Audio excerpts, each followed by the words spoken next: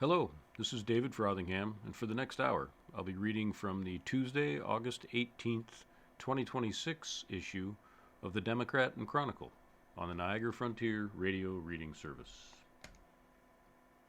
The first headline on the front page of today's Democrat and Chronicle reads, "Tracing the History on the Trail of Tears.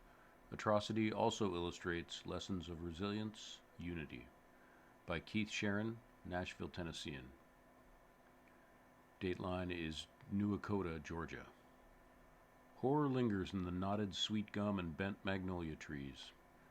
To stand here is to feel shock, cruelty, and despair emanating from the red clay of North Georgia. Blood is as much a part of this landscape as the honeysuckle reeds.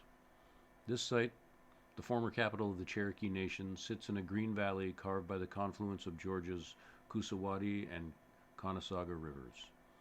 Traveling through this part of the southeastern United States requires passing over land and water routes that have long been labeled the Trail of Tears. Even today, people along its path are shaped by the trail, including a singer in a Cherokee choir who has said that she, merely by existing, is the answer to an ancient prayer. The descendants of those forced to walk the trail talk about the pain they feel seeing present-day government agents detaining people of color at gunpoint and banishing them to another land. But the inhumanity this historic trail commemorates stands in stark contrast with the enduring human spirit. On this part of the map, a string of museums, historic markers, burial grounds, and broken stone foundations connect, all preserved so America doesn't forget the atrocities that happened along these routes. And everywhere there is Andrew Jackson, the former U.S. president and architect of the walking genocide. There are banks named for Jackson, and parks, and high schools, and roads, and cities, in a place where some native people alive today were raised to never use $20 bills because Jackson's picture is on them. The Trail of Tears describes the forced removal of indigenous people from the land their ancestors had called home long before colonizers from Europe arrived and named the place America. U.S. soldiers used guns, bayonets, threats, kidnapping, and terror to force 5 indigenous tribes, Cherokee, Muskogee, Chickasaw, Seminole, and Choctaw, to move west between 1831 and 1903. An estimated 60,000 people were forcibly removed, and about 10,000 died of starvation, exposure, disease, and other causes. They drowned, they were run over by wagon wheels, they died in childbirth, or they were killed by U.S. soldiers. Among the Cherokee alone, 1 in 4 people died on the Trail of Tears. For some, the Trail of Tears isn't just history. Its lesson remains crucial to these stories Americans tell ourselves about our past and our present and what we want to become. You've got to keep persevering like the Cherokee do. One of the violent removals began in Nuakota on May 26, 1838. Quote, "The solemnness fills your heart," said Nuakota visitor Janet Foreman Green, 71, who was a Cherokee citizen. In the 1970s, she worked as a helicopter mechanic for the U.S. military in Vietnam. It's a place full of sorrow because of the way things were done, the way people were treated, end quote. She comes to Nuakota as much as she can, rolling an oxygen tank behind her. Foreman Green's time is limited because she has chronic obstructive pulmonary disease. 5 of her ancestors were forced to walk the Trail of Tears. "By the grace of God," she said, "you've got to keep persevering like the Cherokee do. We're warrior women. You don't hold us down." There were once 36 wooden structures in Nuakota, including homes, a tavern, a courthouse, and a newspaper office. The Cherokee Phoenix was printed there in both English and the Cherokee language with oil-based ink darkened by lampblack. The U.S. government, led by Jackson, wanted that land. They wanted the mineral rights, the river access, the abundant resources. Gold had been discovered nearby, and they wanted all of North Georgia on the chance that more gold was just below the surface. It was the strategy of the soldiers to grab children first, so their parents would more likely comply without a fight. Residents were forced to leave, in some cases with only the clothes on their backs, sometimes without blankets for the inevitable winter, sometimes without food or pots and pans, sometimes without shoes. Most of the time without anything to make the 1,000-mile, 4-plus month trip easier. Like the tongues of a multi-headed snake, the Trail of Tears hissed through Chattanooga, Tennessee, northern Alabama, western North Carolina, middle Tennessee, and up through southern Illinois, down through Missouri, and across Arkansas, before stopping in what is now eastern Oklahoma. They were forced onto land no one wanted. Tahlequah, Oklahoma, is an hour's drive south of Tulsa in the dusty foothills of the Ozark Mountains. You can eat dinner at a timeless place called Del Rancho, where you order at your table through an old-fashioned telephone. Everyone recommends the Tahlequah tacos, in which homemade chili sits atop Indian fry bread. Less than a mile from the diner, the treaty that allows Native Americans sovereignty over their land is kept under glass in a climate-controlled storage facility. Today, there are more than 470,000 Cherokee Nation citizens around the world. "We almost didn't make it," said the Cherokee Principal Chief Chuck Hoskin, Jr. "We made it because we invested in education and democracy. We focused on the things we had in common." The water spider, according to Cherokee legend, could flit across the water to retrieve coal that could warm the cold world. Cheryl Wolfinger makes and sells reed water spider baskets in New Akota's recreated tavern. "We've got to make sure that people understand," Wolfinger said, that we were here, that we exist." End quote. A short walk from the tavern, the sound of singing rises from a building that once housed the New Akota Supreme Court. During our visit earlier this year, the Cherokee Language Repertory Choir of North Carolina sang "Guide Me, O Thou Great Jehovah, What Wondrous Love Is This, and Amazing Grace" in Cherokee, each stanza bouncing along slowly with a deliberate beat. Singer Donena West finished the performance and walked outside with her grandmother, Maggie Armachain, 76. Moved by the music, Armachain started crying. "It's happy tears, I guess," she said. "It's so special to be able to stand in this space," West said. "It makes me wonder what they were thinking before they were removed." People in Georgia called the mansion in Chatsworth Diamond Hill, a red brick edifice with white columns. Diamond Hill once loomed over 800 acres.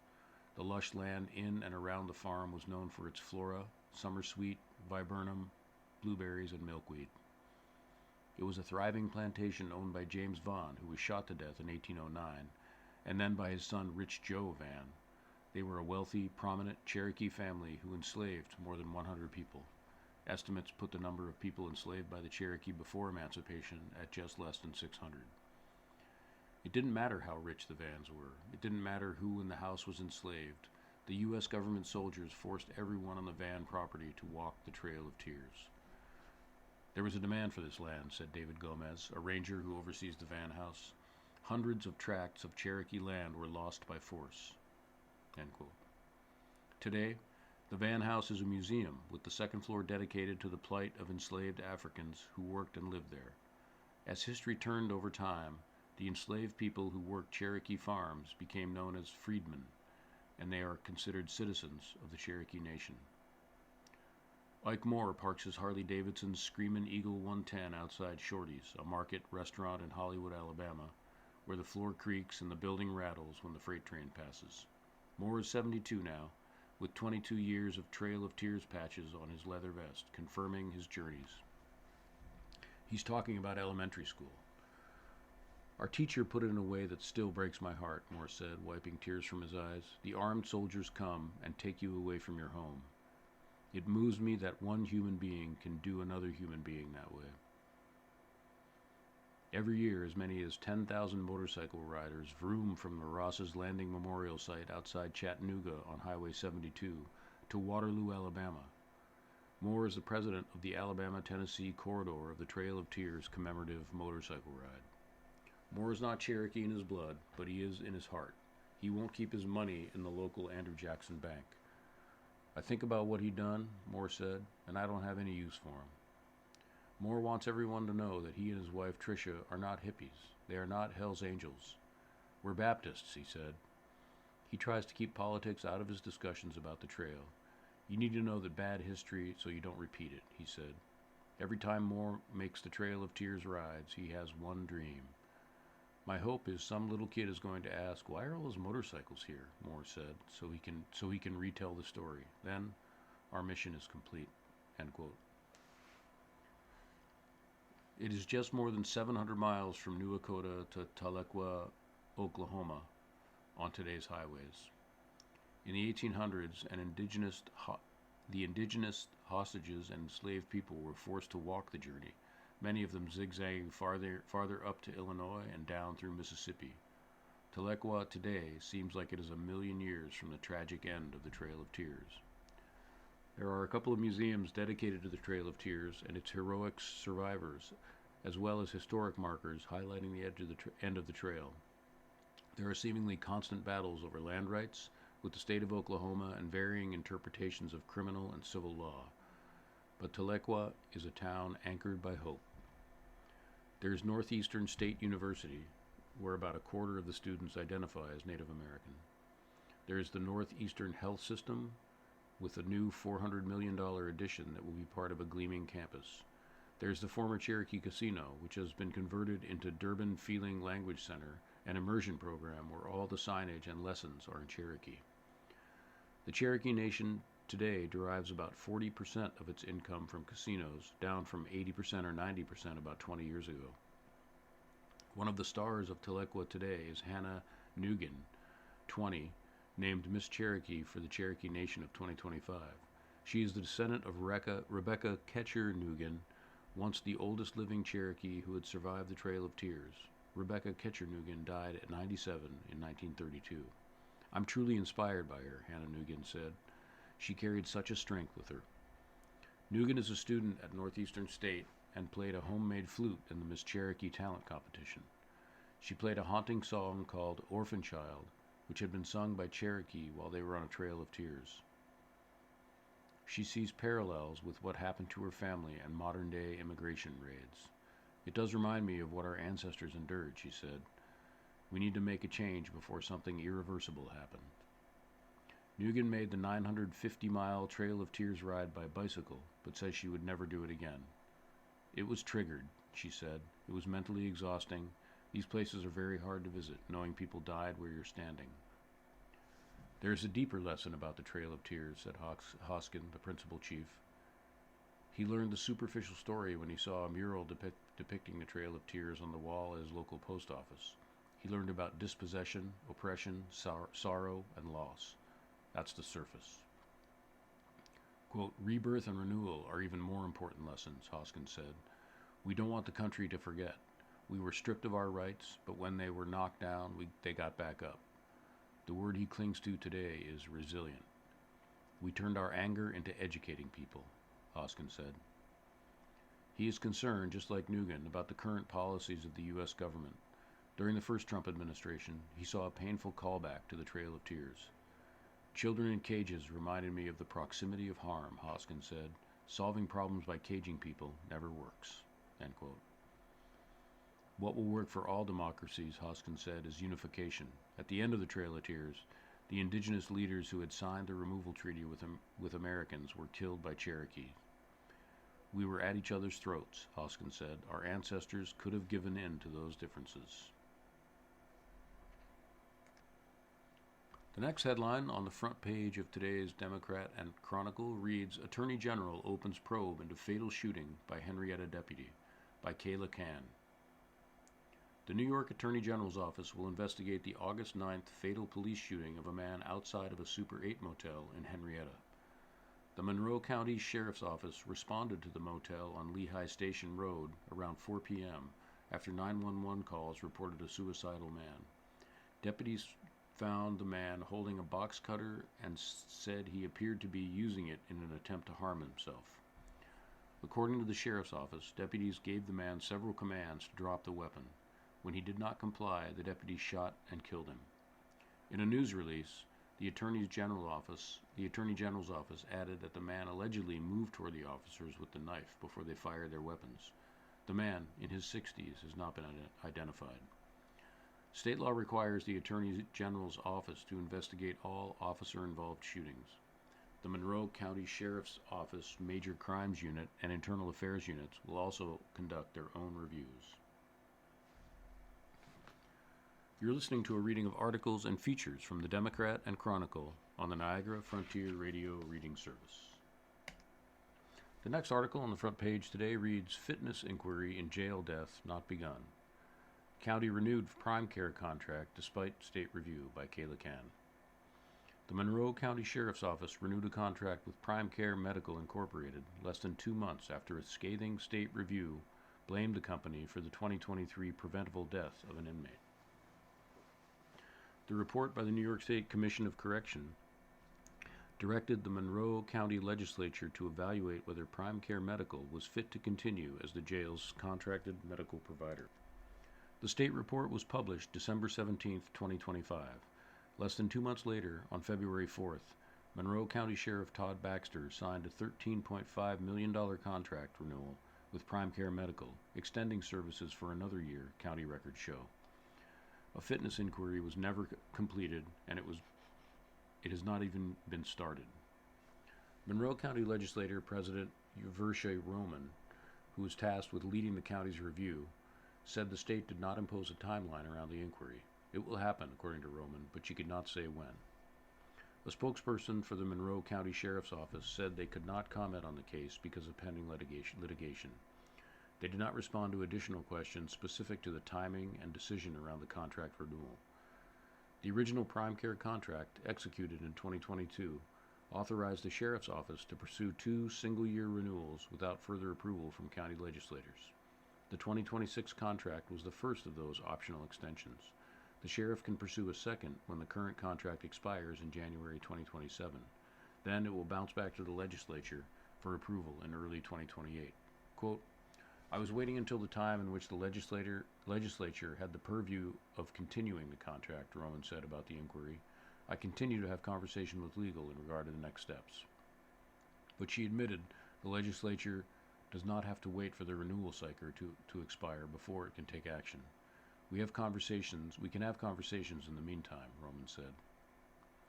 The state report found Prime Care medical staff neglected to pursue crucial tests and basic hospital interventions when 62-year-old Brian Harmon was suffering from a urinary tract infection and obstructed bladder in late September 2023. After 9 days of escalating symptoms, Harmon was found dead in his jail cell. The state's investigation ruled Harmon's death would have been prevented with proper care. His family has filed a wrongful death claim against Monroe County and Prime Care Medical. The Democrat Chronicle first reported the lawsuit earlier this month. In an August 12 letter to Baxter, Roman and County Attorney Matthew Schwartz, legislator Raquel Barnhart cited the DNC's reporting and asked how the contract renewal was approved without legislature's review. Quote, I don't think any one office is solely responsible for how this fell through the cracks, Barnhart wrote. I'd like to understand what happened so we can make sure it doesn't happen again, and more importantly, I'd like us to do the review now. A fitness inquiry conducted late is still worth doing, both because Prime Care Medical may seek another renewal, and because the public deserves to know this office took the Commission's findings seriously, even belatedly. Moving on to the second page of the front section, the headline reads, Henrietta 7 Brew has freebies ahead of grand opening, by Marcia Greenwood. A 7 Brew drive-through coffee shop will open August 31st at 8:30 Jefferson Road, Henrietta, and in advance of that, it is hosting events where drinks will be free or sold to raise money for charity. Caffeine for a Cause runs from 9 a.m. to 4 p.m. August 21st and 10 a.m. to 4 p.m. on August 22nd and 23rd. Customers pay what they want to benefit Golisano's Children's Hospital. The shop will serve free small drinks from a limited menu from 7 to 10 a.m. and 4 to 7 p.m. August 28th, 9 a.m. to noon, and 3 to 6 p.m. on August 29th, 11 a.m. to 3 p.m. on August 30th. Free small drinks will also be offered from 7 to 8 a.m., noon to 1 p.m., and 5 to 6 p.m. August 31st through September 4th. Regular shop hours will be 5:30 a.m. to 10 p.m. Sunday through Thursday, 5:30 a.m. to 11 p.m. Friday and Saturday. The Henrietta 7 Brew sits on the parcel where Sticky Lips Barbecue Juke Joint once stood. It will be the 5th 7 Brew in the Rochester market. The others are in Webster, Greece, Sweden near Brockport, and Canandaigua. What is 7 Brew? Founded and based in Arkansas, Seven Brew is a drive-through only chain of beverage stands. The quickly growing 9-year-old company prefabricates its buildings in Springfield, Missouri, and trucks them to their locations. The shops don't have interior or exterior seating or drive-through speaker boxes. Baristas greet and serve customers at their cars and take orders on tablets. The stands also don't serve food, just drinks, of which there are more than 20,000 possibilities across 7 categories: coffee, energy drinks, soda, tea, lemonade, smoothies, and shakes. Currently, there are more than 700 Seven Brew locations across 38 states. New York is home to 20 of them. The next article, the headline reads, New York ranks in the middle of states with community college systems, by Madison Scott. New York is among the top 20 states with the best community colleges, according to WalletHub. According to WalletHub, tuition at public four-year colleges is around 3 times higher on average than that of community colleges, making community colleges a lot more accessible to Americans. Community colleges are an especially attractive option this year as many families deal with inflated prices, WalletHub analyst Chip Lupo said. Students who initially planned on attending a private 4-year college might want to consider spending 2 years at a community college and transferring those credits once they are in a better financial situation. However, not every state in America offers community colleges with the same campus and education quality. To determine which states offer the best community college systems, WalletHub analyzed its best and worst community colleges study to develop a state-by-state ranking of the different community colleges. Here's what to know about New York's ranking. New York falls somewhere in the middle when it comes to the states with the best community college systems, according to WalletHub. The Empire State ranked number 18 among the 39 states included in WalletHub's study. WalletHub's best and worst community colleges study ranked 613 community colleges across the country.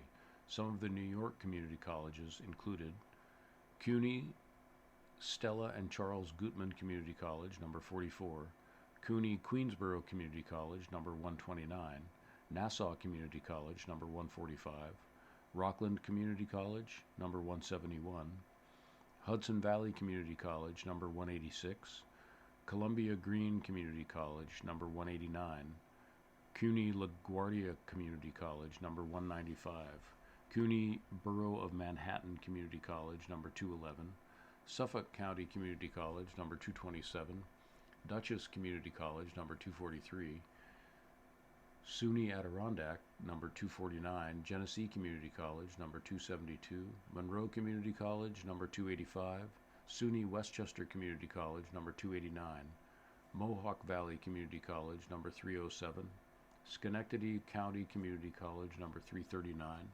Fulton Montgomery Community College, number 341, SUNY Broome Community College, 387, Ulster County Community College, number 398, Onondaga Community College, number 412, Jamestown Community College, number 413, CUNY Hostos Community College, number 419, Tompkins Cortland Community College, number 425, SUNY Corning Community College, number 440, and Erie Community College, number 449. CUNY Stella and Charles Gutman Community Colleges also tied for first place for highest per-pupil spending with 4 other schools in Minnesota, New Mexico, Montana, Michigan. WalletHub's ranking shows that New York offers a broad range of quality within its community college system.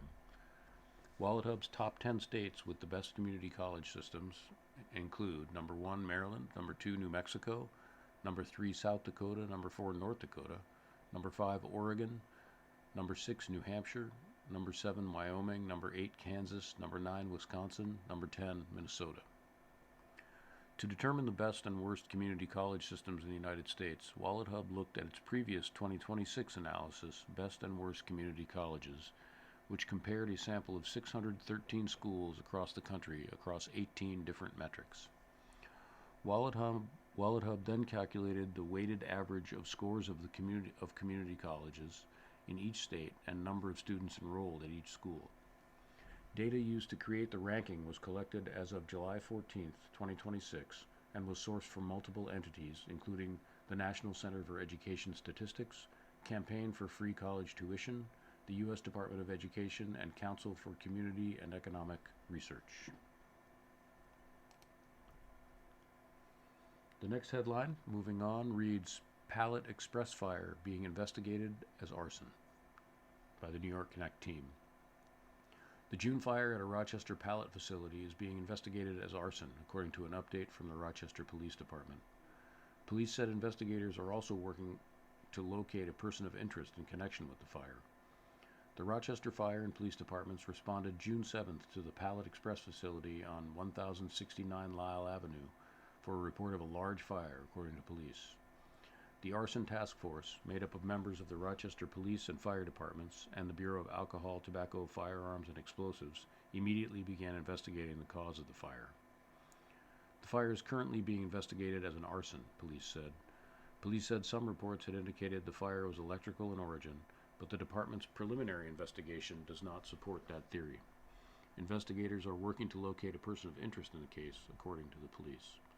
The investigation remains active, and police said additional updates will be provided when available. The next headline reads, Whimsical Horse Trailer Brings Sparkly Drinks to New York Festivals by Aaron Jones.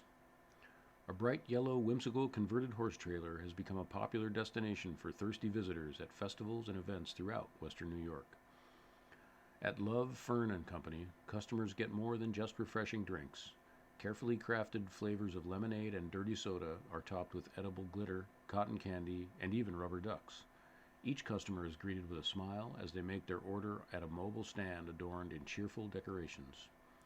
Love, Fern & Company owner Leslie Fay serves fresh squeezed lemonades, limeades, dirty sodas, energy drinks, and ice-cold brew coffee at festivals and events throughout Western New York. Faye adds her signature flair to her drinks, which all come with the option to add edible glitter. I'm a very sparkly, flashy person. I love sparkles and rhinestones. It just gives it that special touch, Faye said.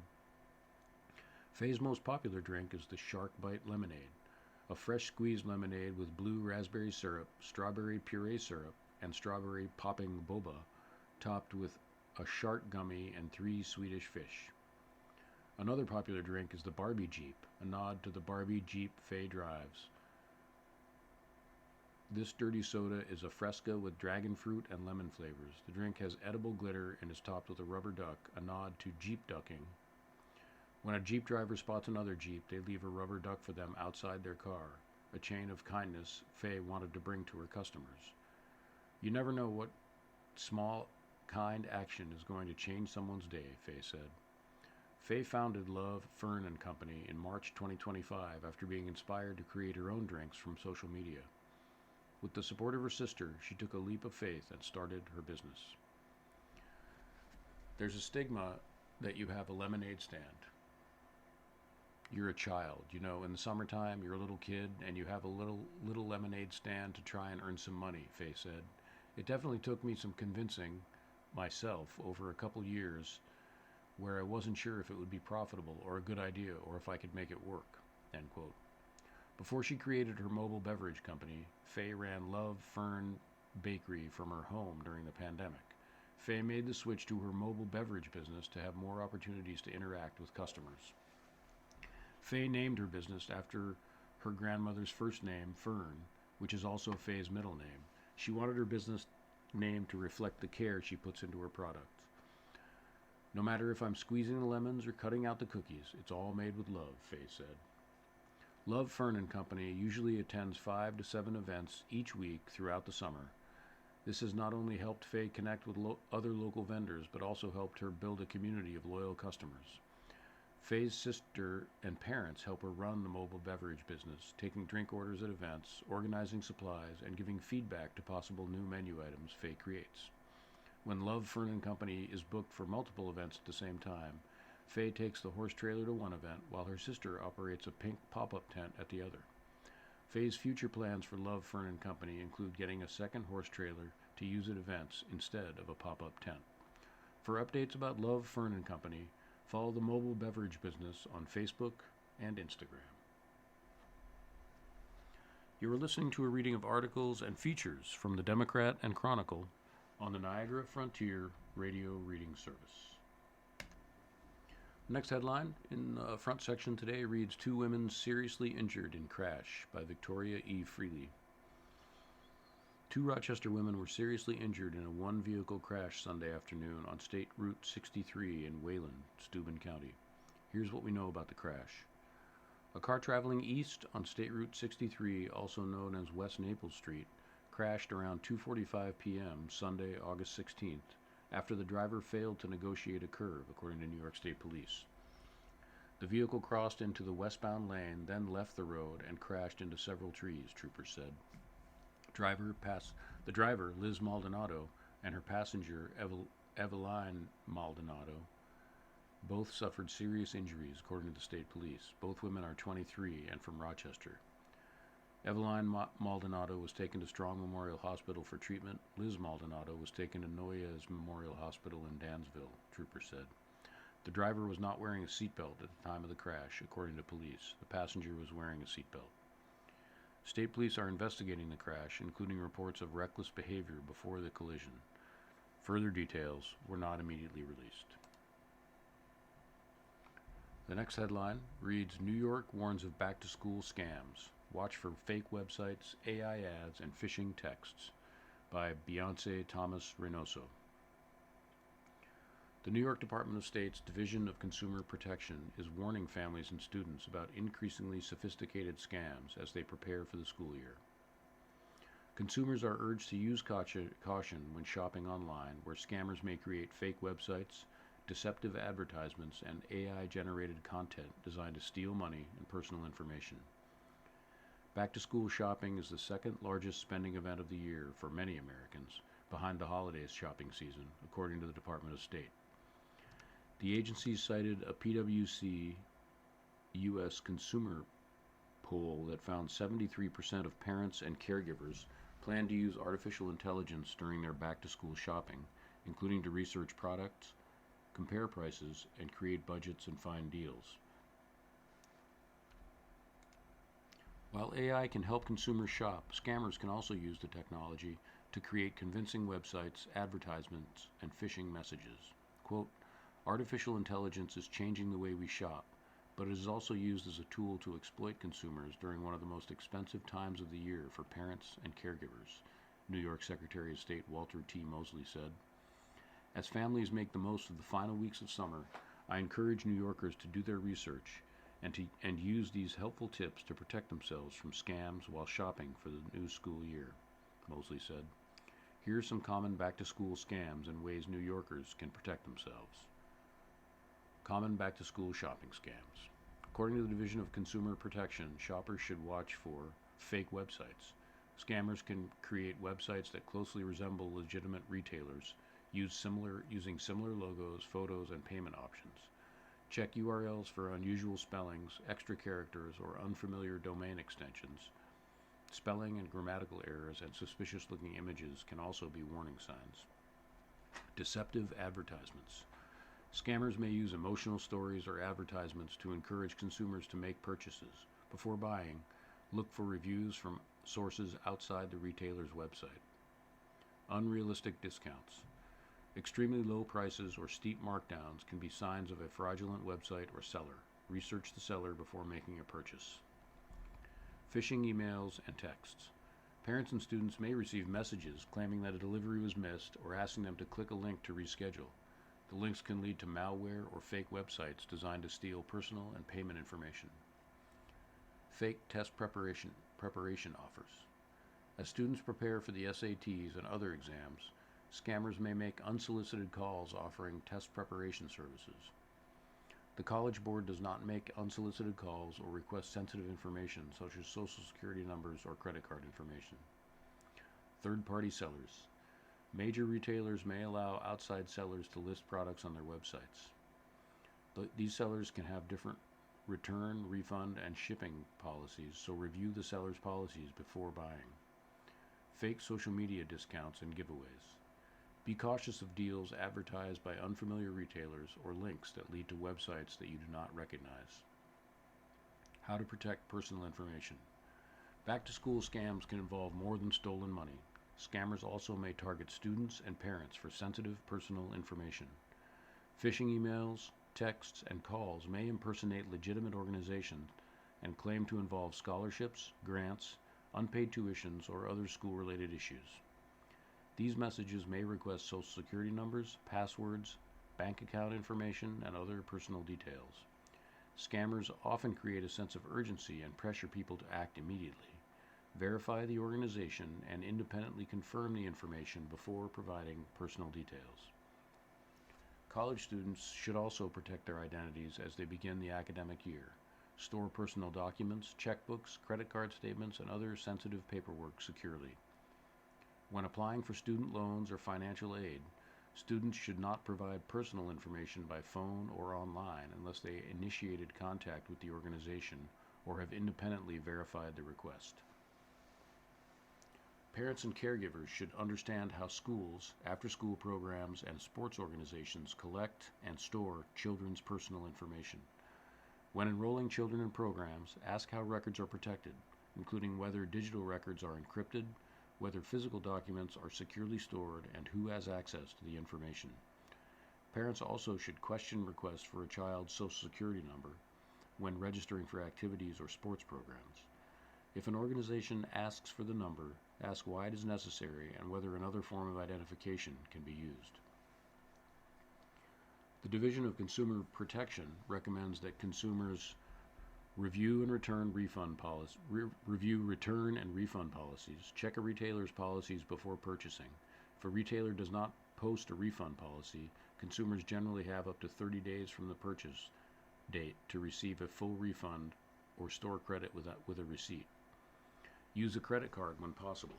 Credit cards generally provide fraud protection and may offer zero liability protection for fraudulent purchases. Avoid unusual payment methods.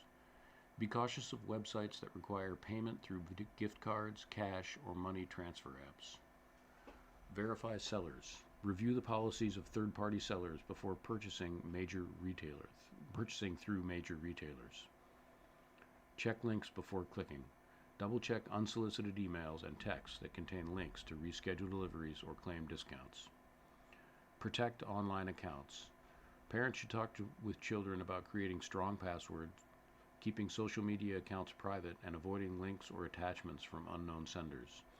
The Department of State urges New Yorkers to research sellers, verify deals, and avoid providing personal information to unfamiliar sources such as scammers increasingly use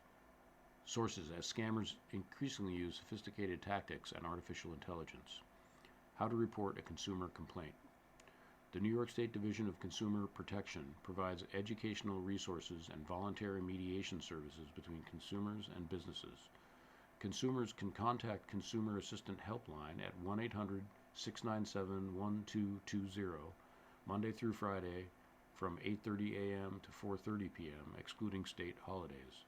Complaints also can be filed online through the Department of State's Division of Consumer Protection. The next headline in today's front section reads, Local Children's Entertainment Center Expands to Eastview Mall by Marcia Greenwood.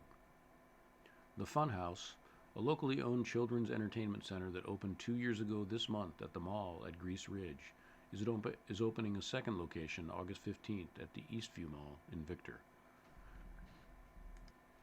The destination for kids 12 and younger includes playground structures, slides, ball pits, and a dedicated toddler section.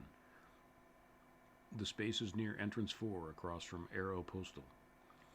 Hours of operation are 10 a.m. to 8 p.m. Monday through Saturday and 11 a.m. to 6 p.m. on Sunday.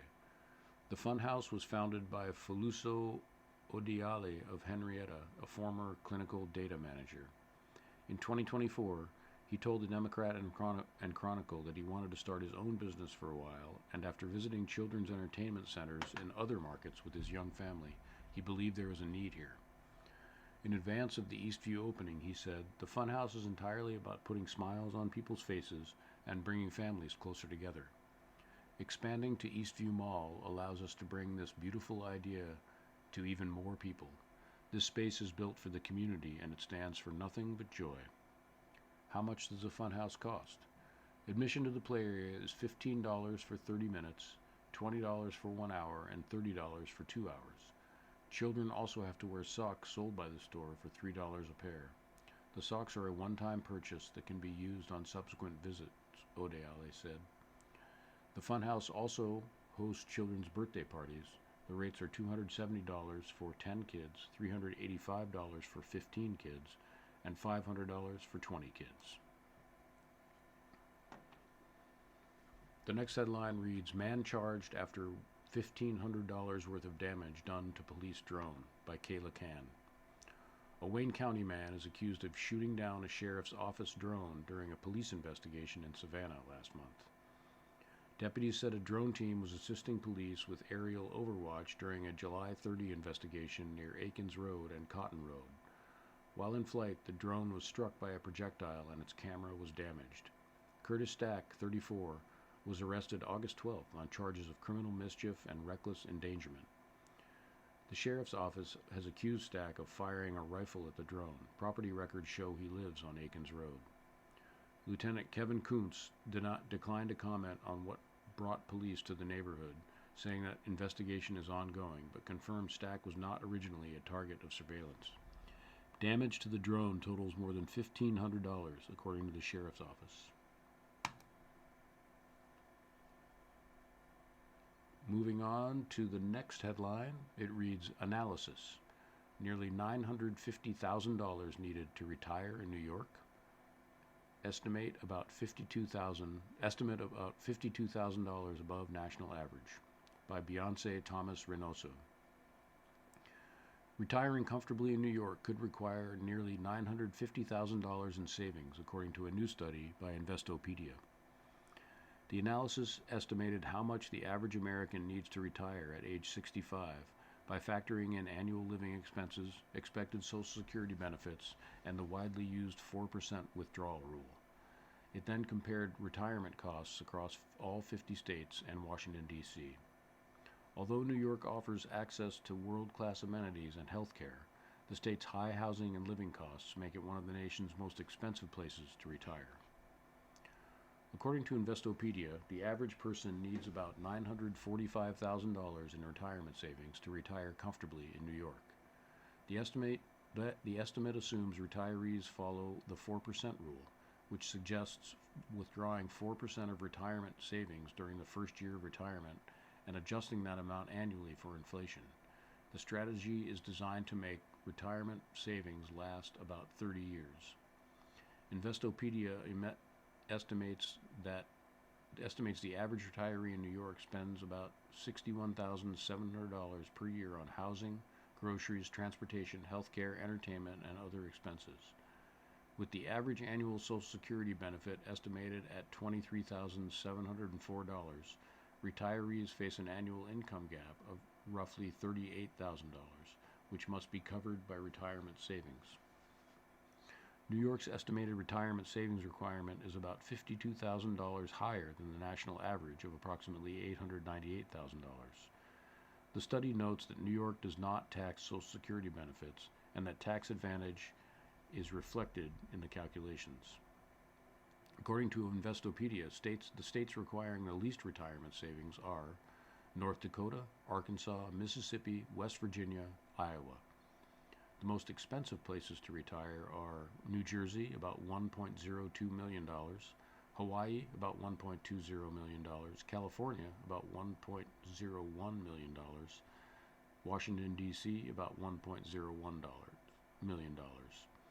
Investopedia based its estimate on 4 primary factors: housing costs, including mortgage status, rental rates, and monthly housing expenses; non-housing spending, including discretionary expenses adjusted for regional costs; expected Social Security income; the annual income gap, calculated using the 4% safe withdrawal rule. The analysis used data from the U.S. Census Bureau, Bureau of Labor Statistics, Bureau of Economic Analysis, and the Social Security Administration. You are listening to a reading of articles and features from the Democrat and Chronicle on the Niagara Frontier Radio Reading Service. Next headline reads, Soup kits sold at Walmart in New York, 28 other states recalled. More than 3,000 tomato soup kits sold at Walmart, including stores in New York, have been recalled because they may be contaminated with listeria, according to the U.S. Food and Drug Administration. Kettle Cuisine, LLC of Savage, Maryland, recalled 3,240 market-side tomato bisque soup kits on August 12th after routine testing found a presumptive positive result for Listeria monocytogenes.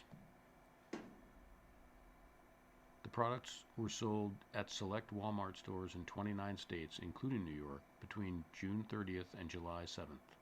No illnesses have been reported in connection with the recalled products, according to the company. The recall involves market-side tomato bisque soup kits in 14-ounce trays.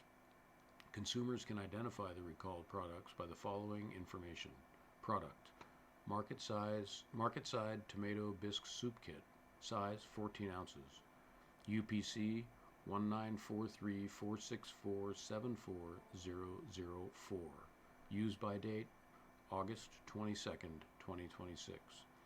The kits were sold in wrapped trays with a product description label. The products were sold at select Walmart stores in New York and 28 other states.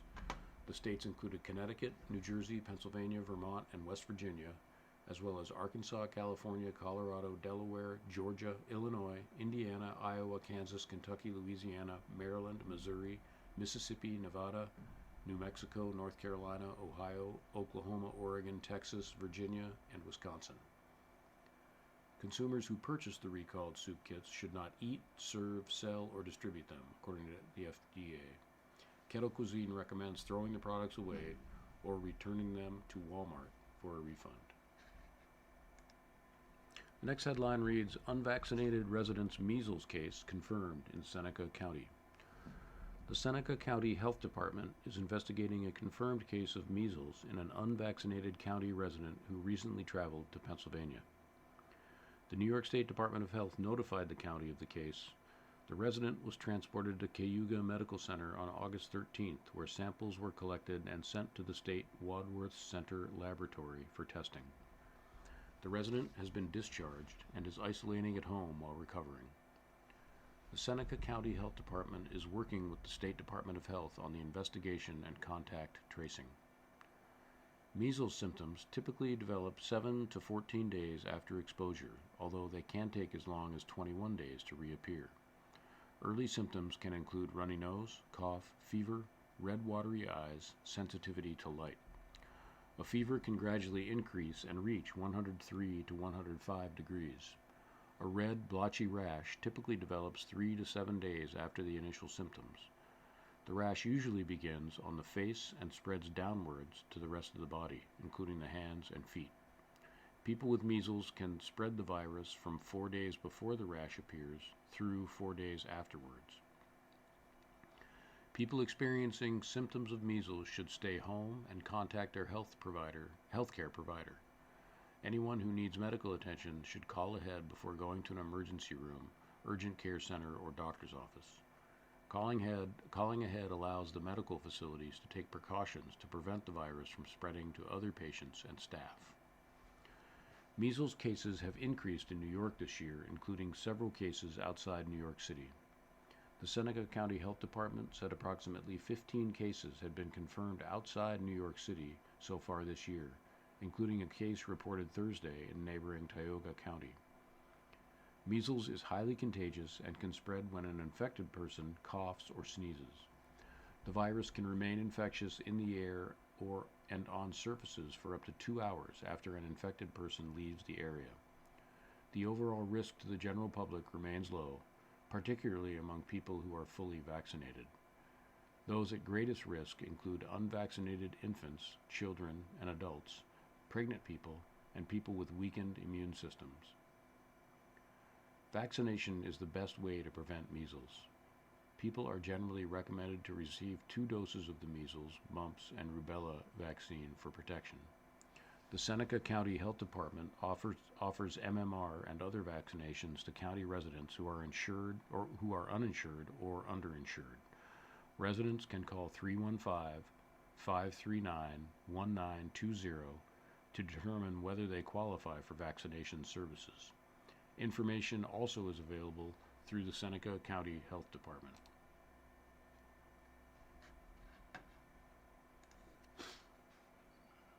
The next headline reads, "Man found dead near Genesee River Trail in Rochester."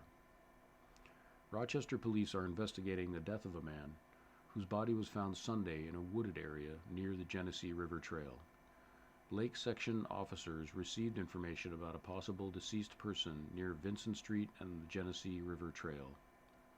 Officers searching the area south of the Bosch Street Bridge found the body of an unidentified man, according to the Rochester Police Department. A preliminary investigation indicates the man may have been killed at another location and his body left where it was found, police said. The manner of death has not been released. Detectives are working to determine when and where the man was killed and the circumstances surrounding his death. The Monroe County Medical Examiner's Office is assisting with efforts to identify the victim. Police said the victim was a black man, believed to be in his 20s or 30s. He was wearing a red soccer-style t-shirt with white stripes and dark-colored shorts. The Major Crimes Homicide Unit is investigated and asking anyone with information or video related to the case to contact police. Tips can be provided by calling 911, the Major Crime Section at 585-428-7157, or Crime Stoppers at 585-423-9300.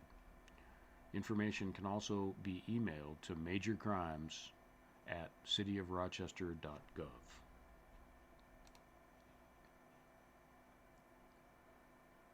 The next headline reads, "Man accused of kicking, pepper spraying bicyclist."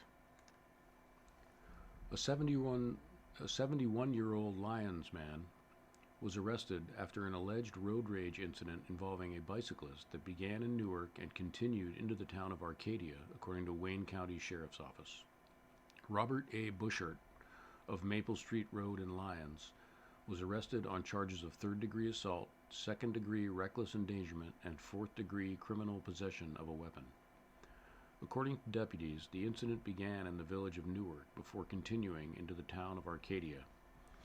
Buschert allegedly swerved his vehicle toward the bicyclist and cut him off while traveling on a public roadway, deputies said.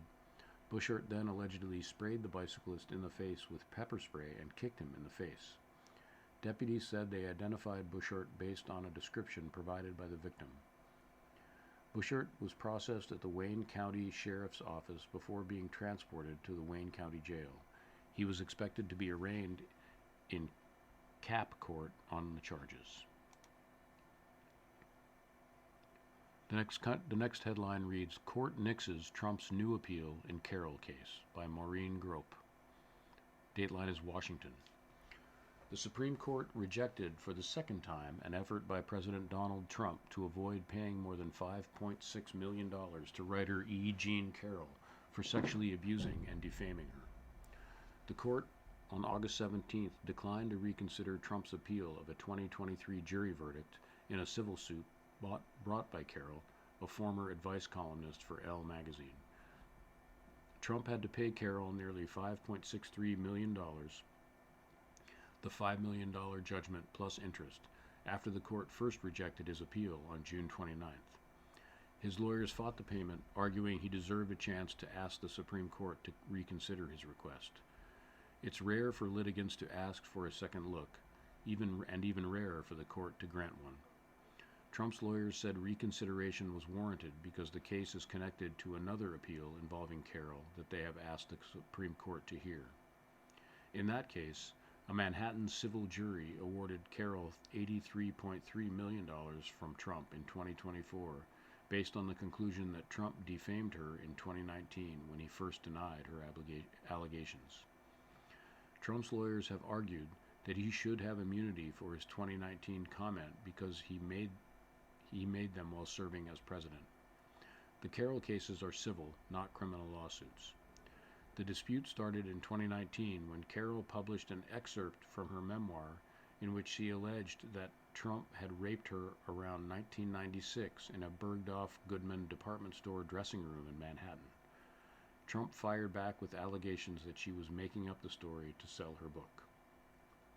Carroll sued him months later, eventually winning the $83.3 million judgment.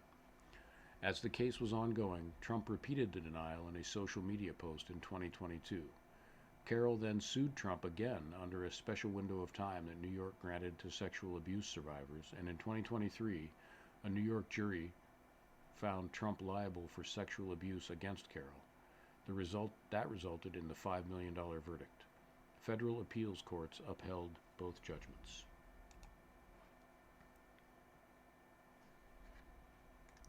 Moving on to the sports section in today's Democrat and Chronicle. The headline reads, High School Football. Monroe reloads with a strong senior class by James Johnson.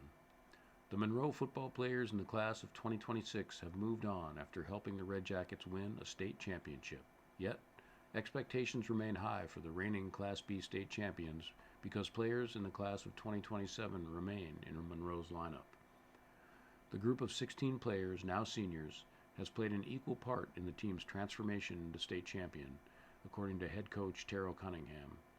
Very strong, active, Cunningham said.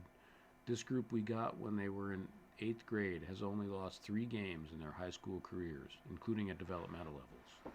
They were scoring 80, 90 points a game. They were practicing, making the older players better. It's going to be the most skilled, trained, and have the highest football IQ in the state. You've been listening to a reading of articles and features from the Tuesday, July 18th issue of the Democrat and Chronicle. Your reader has been David Frothingham. Thank you for listening.